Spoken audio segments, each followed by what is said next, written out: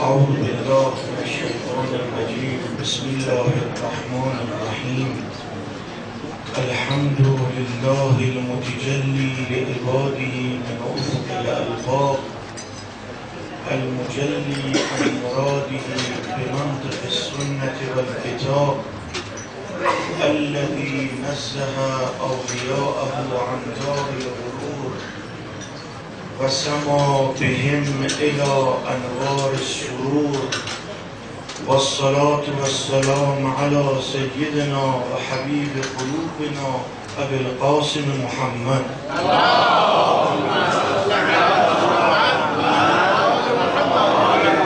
وعلى أهل بيته الطيبين الطاهرين.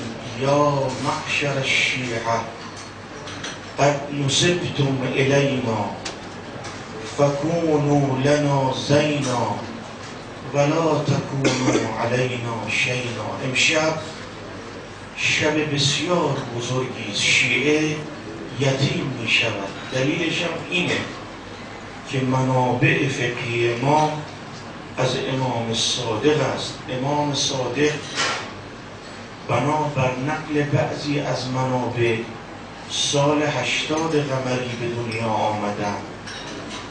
مرحوم کلینی و شیخ مفید نقل میکنن سال 83 و سال 148 از دنیا رفتن. 65 سال یا 68 سال 7 خلیفه رو که 5 تا از بنی امیه و 2 تا از بنی العباس، ولی چه روزهایی رو گذرانده است امام صادق. بسیار روزهای سختی بوده. منصور هر آنچه توانست از ظلم و جور در حق امام صادق مرتکب شد. ما توصیه شده ایم و امر شده ایم به محبت اهل بیت. قل لا اسألكم علیه اجرا الا المودة فی القربى. هم قرآن گفته، هم پیامبر اکرم در مواطن مختلف که فریقین حدیث رو نقل کردن.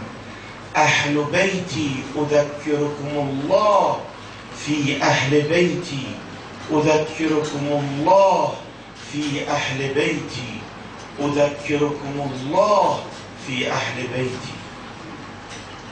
اگر بخواهید خدا رو داشته باشید باید اهل بیت مرا داشته باشید.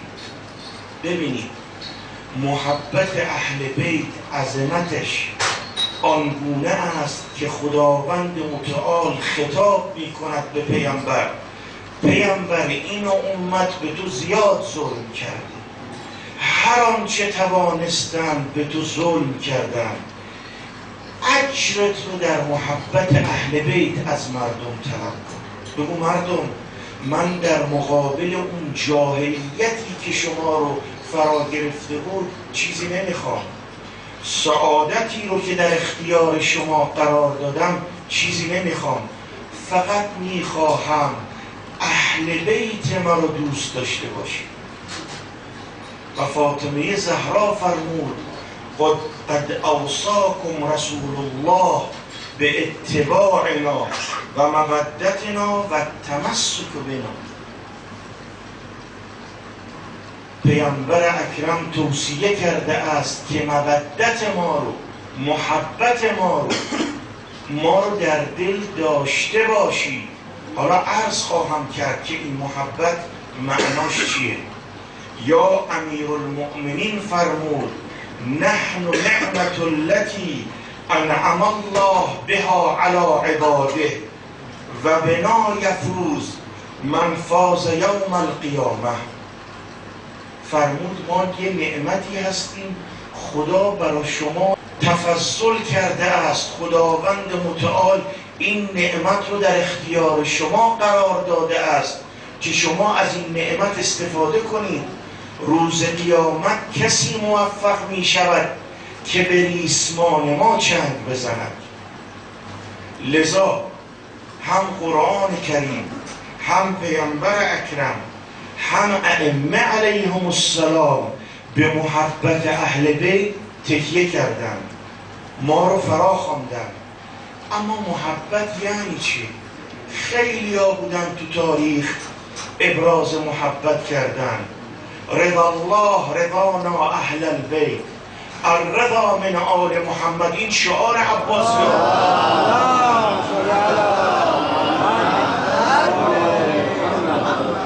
این شعار بنی العباس بوده. اینها ادعای دوستی میکردن چون دیدن مردم به اهل بیت عقیده پیدا کردن و دستگاه بنی امیه در خطر است، آمدن بنی امیه رو با این شعار ثابت کردن. ولی همین بنی العباس کارهایی رو در حق اهل بیت اجرا کردن که بعضی ها ظلم بنی العباس رو بالاتر از بنی امیه میدانن. این منصور ملعون میشه سوتفت یه واعظی رو صدا میکرد پیشش بنشینن، دستور میداد محبین اهل بیت رو یکی یکی حاضر کنن، سرهاشون رو ببرن. خون جاری میشد به طوری که در اون سالونی که تخت این ملعون بوده خون جاری میشده به عباش میرسید. بعد به این واعظه به مسخره میگفت الان منو وعظ کن. اینا اینجور بشری بودن. بچه های حسن مصنا میگن چون امام حسن یه پسری دارد به نام حسن، به پسرش میگن حسن مصنا. این حسن مصنا یه بچه هایی داشته زمان امام صادق اینا بودن. اینا نور بودن از عبادت، از تقرب به خدا. منصور دستور داد مروج الذهب نقل میکند مسعودی، میگه اینا رو از مدینه دستهاشون رو پاهاشون رو با زنجیر بستن آوردنشون عراق. گفت یه کاری با این حسن مصنا بچه هاش بکنید که روز رو نبینن که نمازاشون رو بخونن. اینا رو در سیاه چال انداختن، آنقدر نمناک بود زمین، مروج الذهب نقل میکند پای اینا باد کرد. بهشون گفت منصور به اینا بسنده نکنید، غذا کم بهشون بدید، آب کم بهشون بدید. آقایون مذهب جعفری دست امام صادق تو این زمان رشد کرده. تو این زمان این فقه آل محمد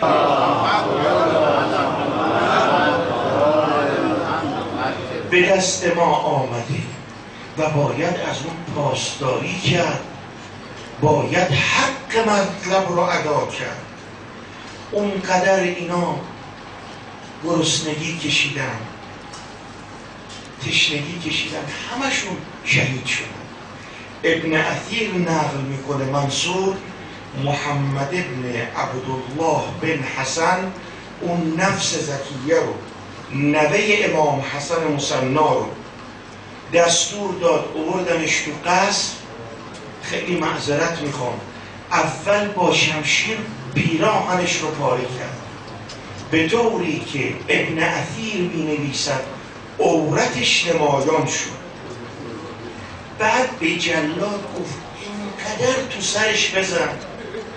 تاریخ مینویسه شروع کرد به شلاق زدن، ضربه زدن به این، به طوری که یکی از چشماش افتاد و بعد شهیدش کردن. ابن اثیر باز نقل میکنن، میگه منصور محمد ابن ابراهیم بالحسن رو احضار کرد. این معروف ملقب بود به دیباج، یعنی زیبا. آوردش تو قصر، گفت خیلی زیبایی نه، الان کاری میکنم که این زیبایی از دست بره. دستور داد تو جلز دیوار دفنش کرد. آقایون امام صادق رو این زمان بوده، تو این موقعیت بوده. اون شجاعت، اون دلاوری، اون اخلاص این مذهب رو حفظ کرد و تقویت کرد. و منابع فقهی ما رو مستغنی کرد. محبت چگونه باید باشه؟ ما گاهی وقتا بازیگریم، لقلقه زبان محبت. بشار مکاری میگه اومدم خدمت امام صادق، ببینید محبت گاهی وقتا چگونه باید ابراز میشه. امام خرما میخوردن، به من گفتن بشار چند تا از این خرماها بخور. قبل از اینکه بخورم امام متوجه شد من غمگینم. سوال کرد بشار چی شده؟ گفتم آقا من داشتم می آمدم، این جلاوزه منصور یه زنی رو به کتک گرفته بودن.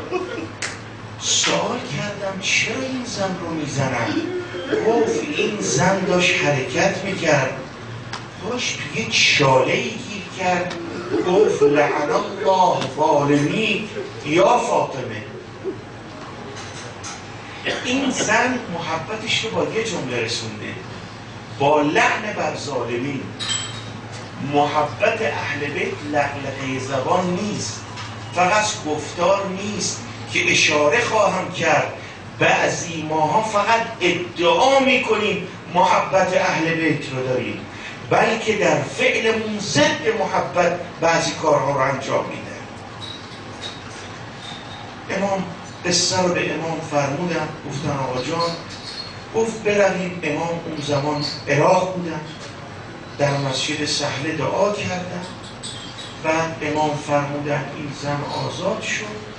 یه مخبری رو فرستاده بودن مردم ببینید محبت چیه به اهل بیت. یه مخبری رو فرستاده بودن امام، برگشتن گفت آقا جان این زن وقتی که خارجش میکردن اصرار میکردن 200 درهم بهش بدن. هر کار کردن ازش معذرت خواستن و اون اثر دعای امامه. امام دعا کرد، ما به دست و پا افتادن. این امر امام است که اگر دعا کند و از خدا بخواهد خدا امر رو محقق میکند. چون فرمود مردم طلب شفاعت کنید از ما، چون ما از خدا اگر طلب شفاعت کنیم خدا ما رو بر نمیگرداند، حاجت ما رو میدهد. امام صادق فرمود برو به این زن سلام ما رو برسان. امام هم در حیات هم در ممات به شیعیانش علاقه دارد، برای شیعیانش دعا می کند و اونها رو مورد لطفش قرار میده. گفت برو به اون زن سلام من رو برسان و این هدیه رو بهش بده.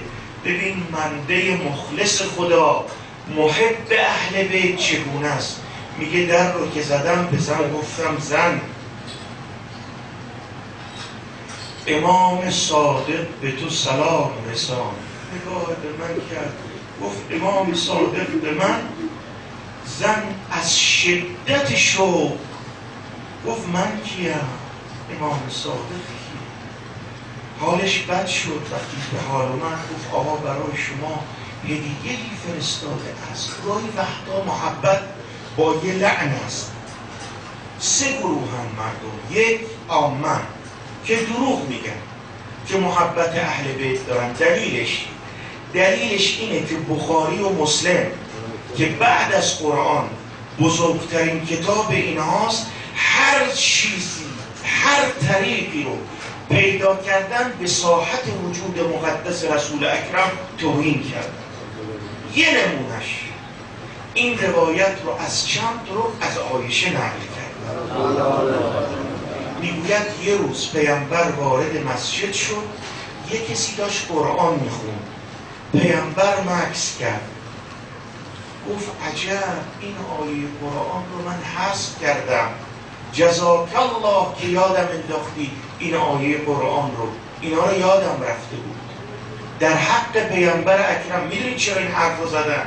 چون اگر اون نواقص و اون اموری رو که خلیفه اول و دوم مرتکب شدن اگر بخوان در کتب داخل کنن بگن پیامبرم همین بوده، در صورتی که قرآن میگوید ما ینطق عن الهوی ان هو الا وحی یوحی. گروه دوم خودیان ماها خودیا ادعا میکنیم محب اهل بیتی، ذره از محبت اهل بیت در دل ما نیست. فاطمه زهرا وقتی خارج شد اون خطبه را خواند، وقتی ازش وقت خواستن بیان ابتدا قبول نکرد، بعد امیرالمؤمنین رو واسطه قرار داد. امیرالمؤمنین گفت یا زهرا یا فاطمه بهانه را از اینها بگیر. گفت البیتو بیتو. بعد وقتی داخل شدن بشو برگرد. میدونید چیش ازشون سوال کرد؟ گفت شما از پیامبر شنیدید پیامبر گفت فاطمه زهرا جگرگوشه من است، هر کس او را آزار دهد مرا آزار داده؟ گفتم بله. یه جمله گفته مسئله رو حل کرده. رسول خدا شاهد باش، خدایا شاهد باش، این دوتا از خطمانی و ما ارضیتمانی لاشکونکما. شما به من ظلم کردید، من پیش خدا شکایت میبرم، پیش رسول خدا شکایت میبرم. یعنی چی؟ یعنی مردم محبت اهل بیت الگوش فاطمه زهراست. فاطمه خطبه خونده برای من و تو که ماده تاریخ بشه، که ترحم و تنازل و نمیدونم توجیه و این کارهایی که بعضی ها انجام میدن، این محبت اهل بیت نیست، این لقلقه زبان است. ان الذين يؤذون الله ورسوله لعنهم الله فی الدنیا و الاخره. میدونی جابر بن عبدالله انصاری به عطیه گفت عطیه وقتی گفت یا لیتنا کنا معکم فنفوز فوزا عظیما، به عطیه گفت عطیه ما شریکیم با شهدای کربلا، ما شمشیر زدیم با شهدای کربلا. بهش گفت عطیه ما کی شمشیر زدیم؟ ما کی در جنگ شرکت کردیم؟ گفت شنیدم از رسول خدا فرمود اگر کسی راضی به عمل قومی شود خداوند متعال اونها رو در اون عمل شریک میکنند.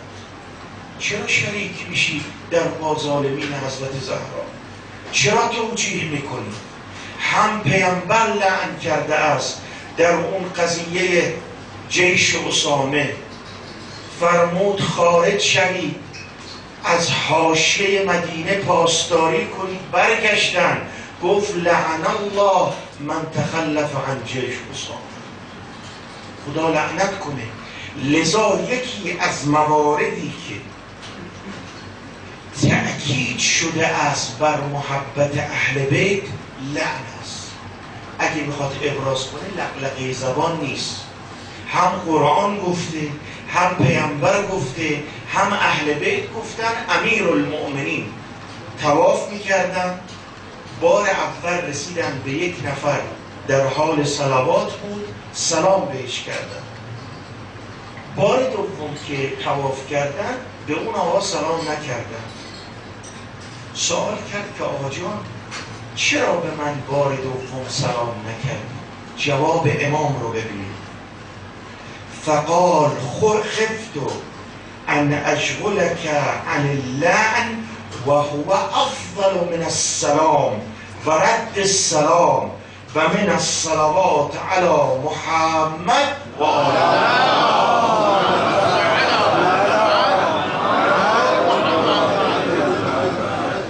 محبت اهل بیت با خلوص، با نیت پاکه. ما اگه سوال ازمون بکنه امام معصوم ازمون طلب کنه که یک تنور آتشی باشد وارد تنور آتش بشیم، قبول میکنیم یا نه؟ عقیدمون انقدر به امام راسخ هست یا نه که امام میتواند کون رو تغییر بده؟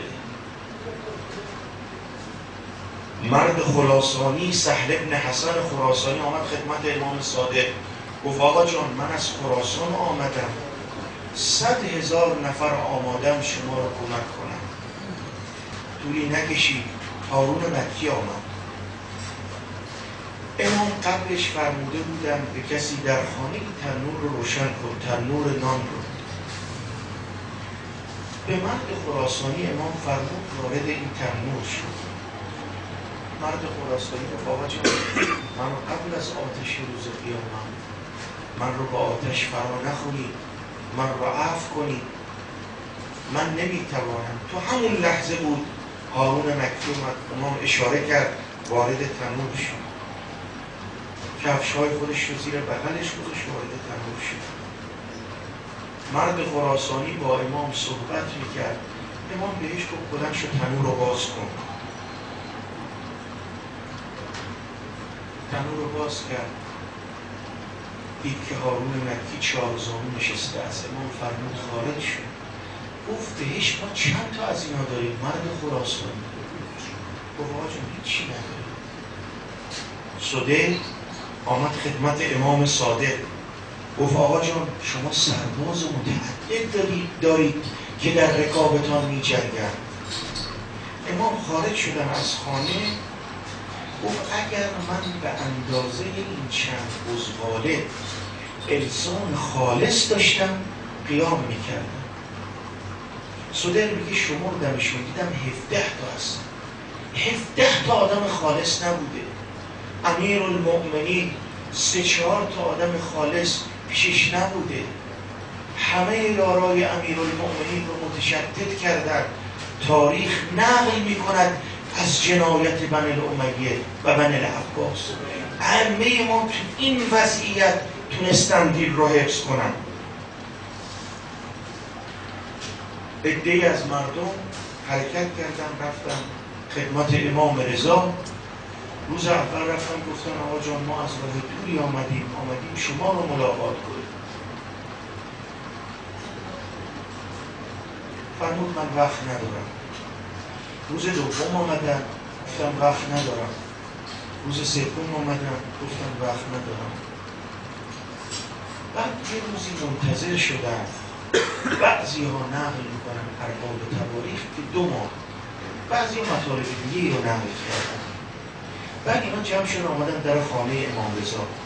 گفتن برو به امام رضا بگید ما شیعه علی هستیم، ما با حزب علی هستیم، ما اهل سنت ما رو سرزنش دارد میکنن که امام شما رو نپذیرفته.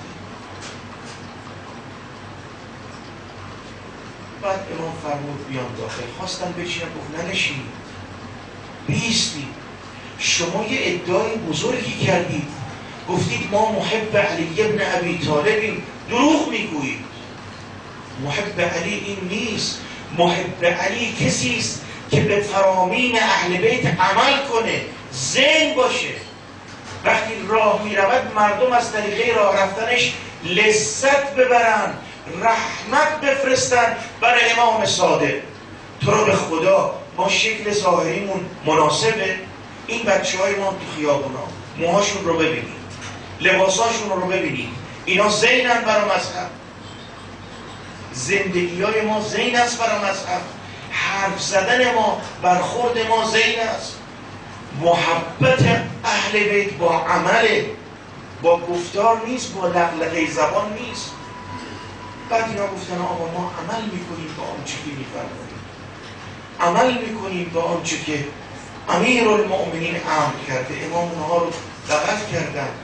فرمود به کنیزش که اون کسی که در خانه بود اینا چند بار در خانه من آمدن، همینقدر که در خانه من آمدن برو تو به اونها سر بزن، ازشون پذیرایی کن. وظیفه ماست اگر محبت اهل بیت داریم محاسن اهل بیت رو نقل کنیم. فإن الناس لو علموا محاسن کلامنا لاتبعونا.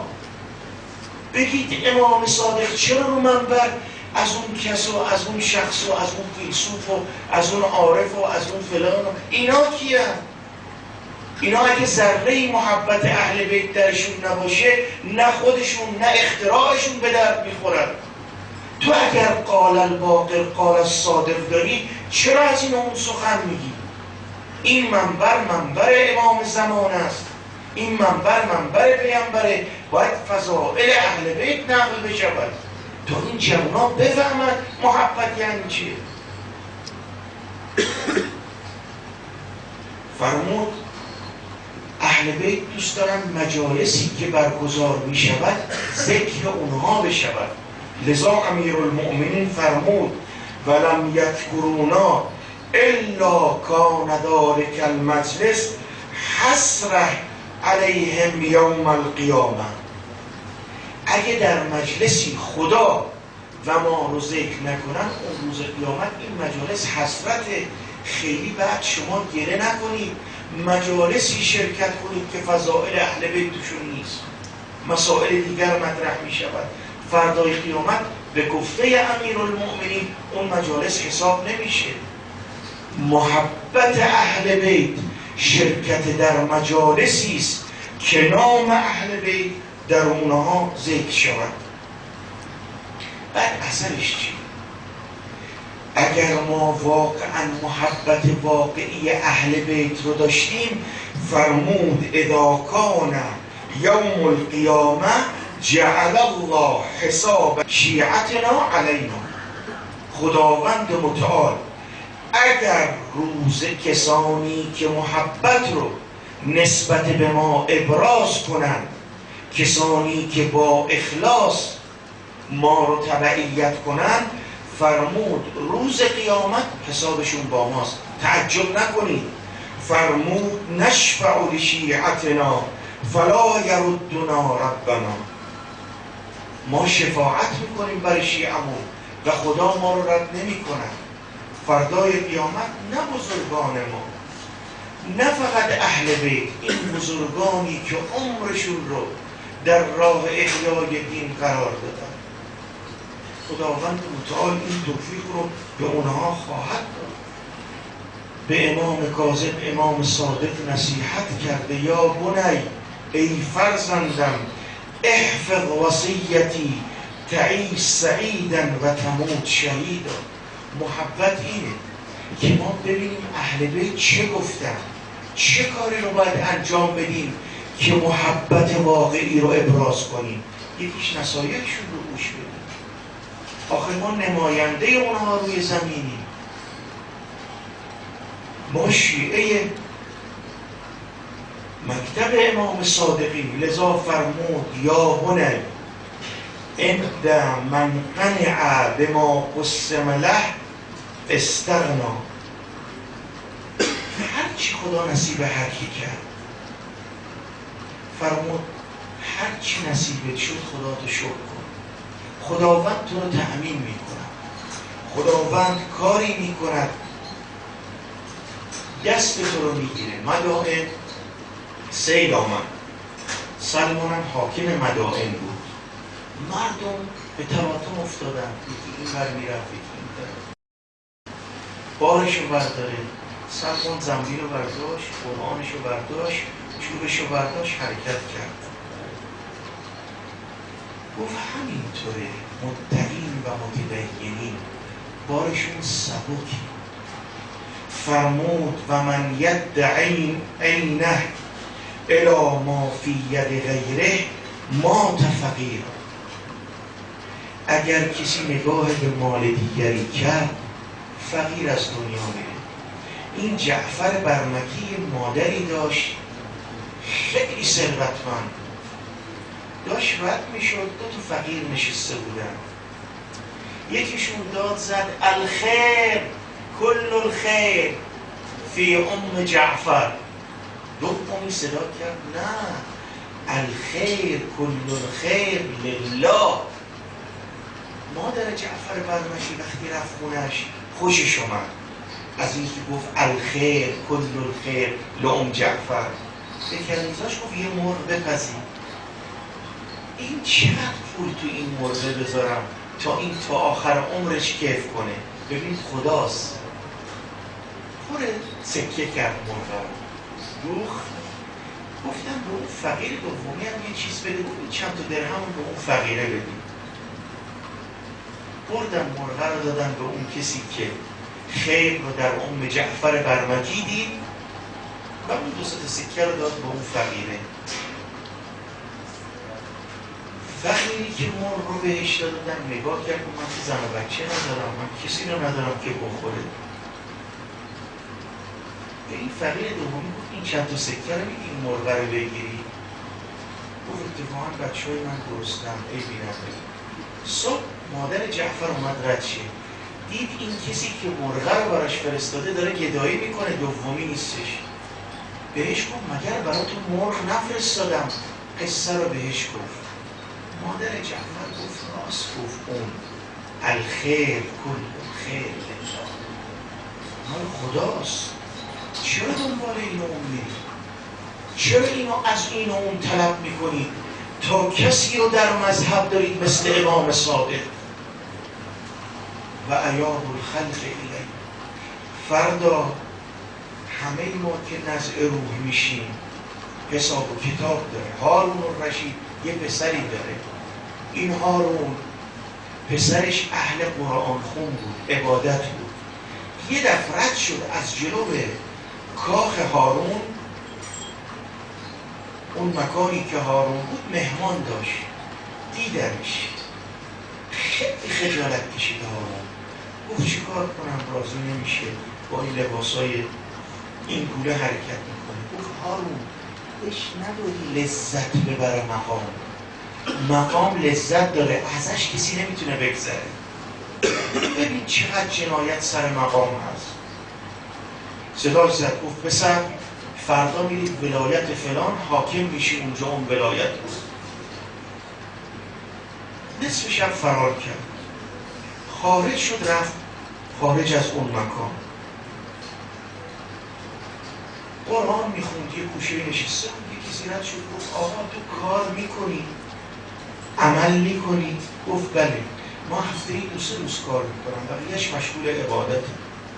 ببینید تاریخ رو، تعجب نکنید، تاریخ مملو از اون افرادی است که بچه ها نازنین بودن، مثل محمد ابن ابی بکر که بسیار نازنین بود. امیرالمؤمنین میفرمود نگید محمد ابن ابی بکر، بگید محمد ابن علی، چون در دامن امیرالمؤمنین بزرگ شده، لطف اونه. اما اون نورانیت و اون نفس روحانی یه محمد ابن ابی بکر درست کرده که امام لذت می‌برد از دیدنش. یه صلوات بفرستید.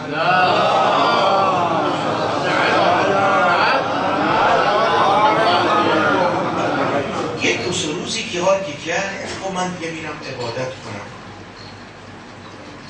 بعد بهش گفت این کار تمام شد بیا دوباره، طول کشید، دید نیامد.